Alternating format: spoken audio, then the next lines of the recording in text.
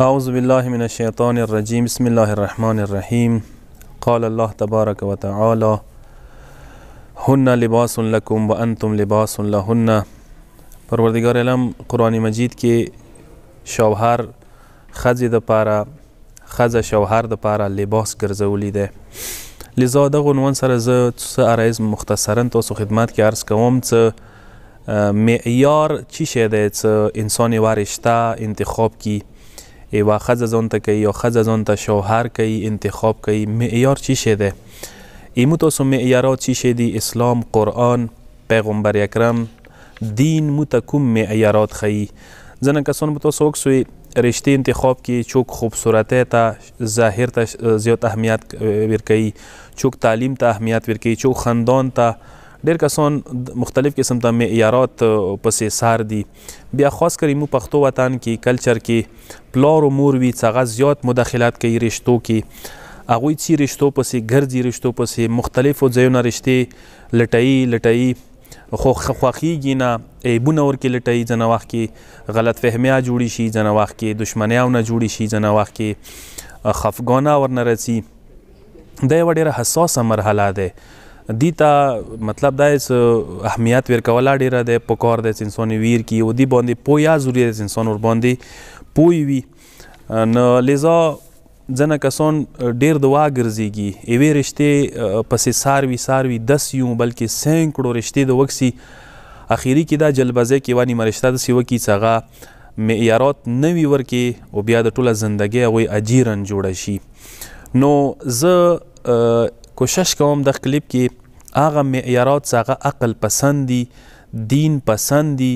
او پیغمبر اکرم او ائمه اطهار علیهم السلام او قرآن مجید متخیلی دي، هغوی ته زه لږه اشاره درته کوم چې پکار دی دغو معیاراتو په مطابق مو یو انتخاب وکړو. دا انتخاب یو ساده انتخاب نه دی لکه ته لباس خلی، ته بازار ته وځي یو شی خلی. دا عمر بر انتخاب دی او که دی کې مشکل راغلو، دی کې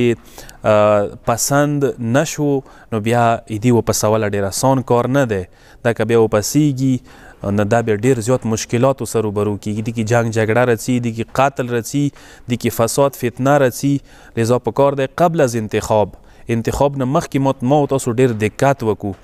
جوانان اکثر تعلیم وکړي، احساسات و جذبات و بنیاد باندې یوې رشتې انتخاب کوي. ځینې کسان د خپل کلچر نه بهر وځي بل کلچر کې بل علاقې کې د یوې جلکې یا یوه وړکي انتخاب وکړي، حالانکه هغوی ته پته نه لګېږي چې آیا دا انتخاب درست دی، خود انده انتخاب د ورته درد سر جوړ شي. نو لذا زه څو شیونه ته ښیم. اول شی پکار دی چې رشتې انتخاب کې وړکي دپاره جلکې دپاره دا شی مهم دی چې هغه وړکي انتخاب ته وکړه، هغې جلکې انتخاب ته وکړه چې هغه بلوغ ورکوي. بلوغ نه مراد جسماني بلوغ نه دی، بلوغ نه مراد دا چې میچور وي لکه موږ ورته انګلیش کې یایو. یعنی مطلب دا چې هغه زندګۍ اصولو باندې پوهېږي، ذمهداریو باندې پوهېږي، هغه سطحي نه وي، هغه وړو خبرو سې نه وي سر، هغه وړو خبرو ته اهمیت نه ورکوي، هغه زندګۍ باندې پوهوي داسې جلکې، هغه زندګۍ باندې پوهوي داسې وړکې وي. میچور شوله عمر سره تعلق نه لري. کیدای شي یوه جلکې وي 12 سال وي، 14 سال عمر وي، هغه 12-14 سال کې میچور شوي وي، هغه دوره هوښیاره وي، هغه دوره زندګۍ باندې پوهه ده. برعکس ولټه یوه جلکې کیدای شي 28-30 سال ته رسېدلي، هغه میچور نه وي. لکه دې ضمن کې زه یوه اشاره کوم، ځینې کسان داسې دي والدین پلار و مور داسې خونې شته چې هغوی داسې جلکې ورکوي چې هغه ذهن کمزوری دی، عقل کمزوری دی، ذهني کمزوري جلکې دی، مفلوجه دی. هغه دوی یوه کس ته ورکوي ښکلي کړي وي، ورته یو ظاهر ښکلی وي، صورت ښکلی وي، حالانکه هغه یوه خونه نشي چلوی. ویلې ته یوه خونه ورباندې خرپوي، ویلې ته یو مستقبل په خرپوي، ویلې ته یو نوی نظام په خرپوي، ویلې ته جنګ جګړه فساد فتنهونه جوړوي. پوهېږي چې کله ما بچی میچور نه دی، پکار دی بیا خپلې خونې کې سمبال که یو نږدې داسې رشته ورته وکړه چې هغه تا بچی نه پوه خبر دی او هغه تا بچی سمبلوی شي. دویم شی صفت پکار دی یوې جلکې کې او یوه وړکي کې پکار دی تنقید پذیر وي. یعنی که چیرې هیڅوک کامل نشي کیدای. دا سوچ ما کوئ چې که چیرې یوه جلکې زه وکړم نو هغې کې پکار دی چې ټول صفتونه ښه وي، 100% هغه ښه وي. یو وړکی 100% ښه نشي کیدای، ښه و بد هر چا کې به وي. کاملی چوکا نه دي هر چا کې نقص و عیب ورکوي څه کله نقص و عیب دی نو پکار دی بهترین شریک حیات هغه دی چې هغه کې که چیرې اشتباهات ورکوي غلطۍ ورکوي ته ورته وایي قبول کړي او ته ورته وایي ښه انداز کې هغه یې ومني تسلیم شي خو کوشش وکړي چې اصلاح یې کړي داسې جلکې انتخاب پکار دی داسې وړکې انتخاب پکار دی یو بل صفت دا دی چې پکار دی انعطاف پذیر وي موږ ته لچکدار وي مقصد لچکدار دا دی چې هغه خپل رای خپل نظریه مسلط کولی کوشش نه کوي داسې شوهر نه وي پکار څه داسې وړکې سرشته نه دی پکار چې هغه ډیکټیټرشپ والا صفات ورکړي چې هغه یې چې زه څه څه یم پکار دی اندا وچلیږي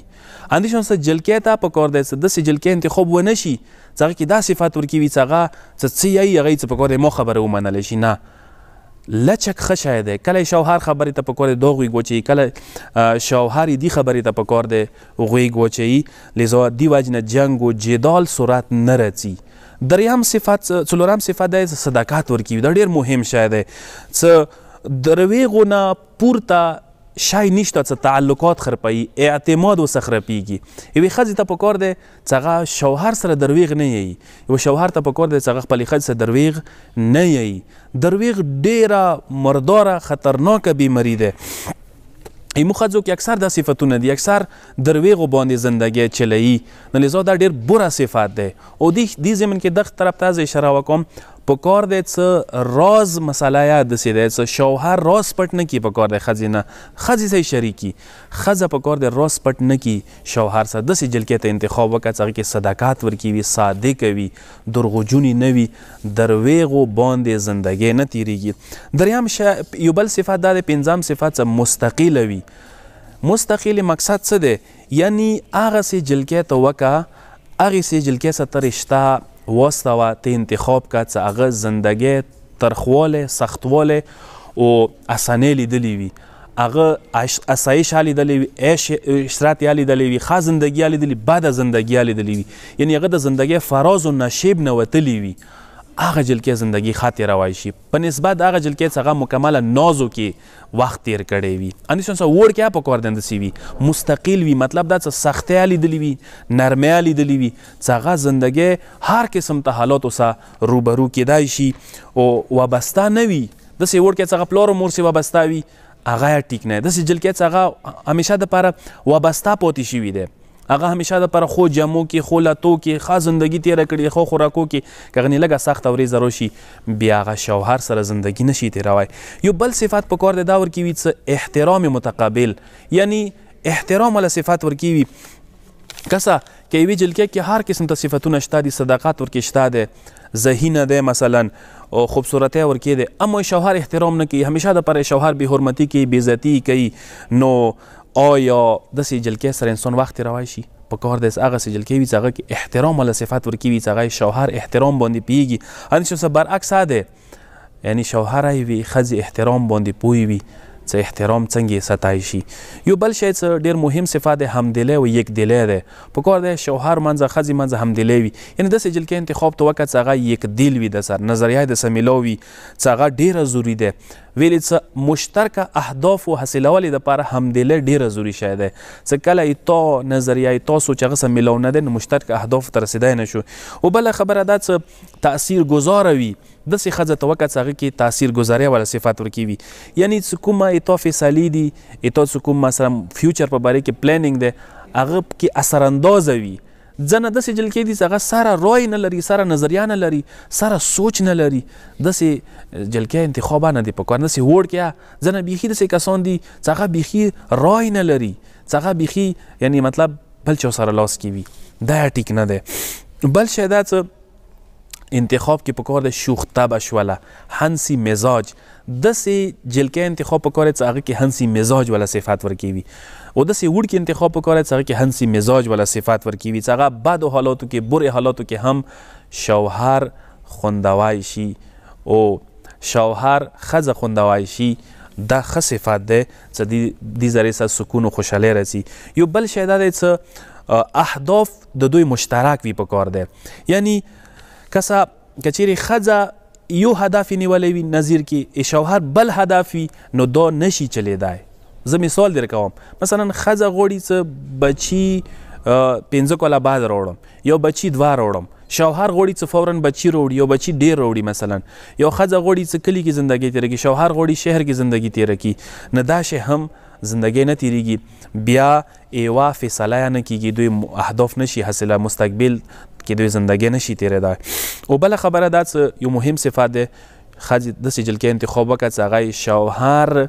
رشتهدار و احترام او عزت کوای شي همدې شان سره داسې وړکي انتخاب پکار دی چې هغه ښځې رشتهدارو وړونو احترام کوای شي عزت یې کوای شي او بله خبره دا څه اخري زه نکته ذکر کوم هغه دا دی څه ضرورت وخت کې حاجات پوره کوای شي داسې جلکۍ وي چې هغه کله څه شوهر ته انتهایی مجبوري شوه انتهایی ضرورت وخت شو څه خلته مشکل شو هغه مشکل کې ورسره قدم کېږدوای شي داسې شوهره داسې وي څه ښځې ته که ضرورت پېښ شو یو حاجت یې پېښ شو نه ضرورت و حاجت کې پکار دی ښځې ضرورت په راکړي حاجت یې په راکړي مثلا ځینې وخت کې داسې تنګ دستی رڅي ځینې مشکل رڅي څه ښځې ته پیسو ضرورت شو کپړو ضرورت شو بل شي ضرورت شو پکار دی ته هغه ځای کې هغه سره دا مدد وکړي چونکې همدغه وخت وي چې ښځې زړه متېږي شوهر نه غندا وخت وي شوهر زړه څه ښځې نه متېږي هغه همدا وخت چې کله ضرورت وخت شو نیاز وخت شو احتیاج وخت شو مشکل کې شو چې کله یو بل ته لاس نشي ورکوی یو بل مشکل نشي وباسئ نو هغوی خپلو منځو کې زندګي نشي تېرولی کوشش وکړو ما و تاسو احساساتو جذباتو نه هټ کر یو صحیح انتخاب څه کله وکړو ښکلې زندګۍ درسته زندګي روشن مستقبل به ما و تاسو وي که نه درست انتخاب د وکړو جذباتو سره د وکړو ټوله زندگی به د خراب وي ټوله زندگی به د تباه وي والسلام علیکم ورحمت الله وبرکاته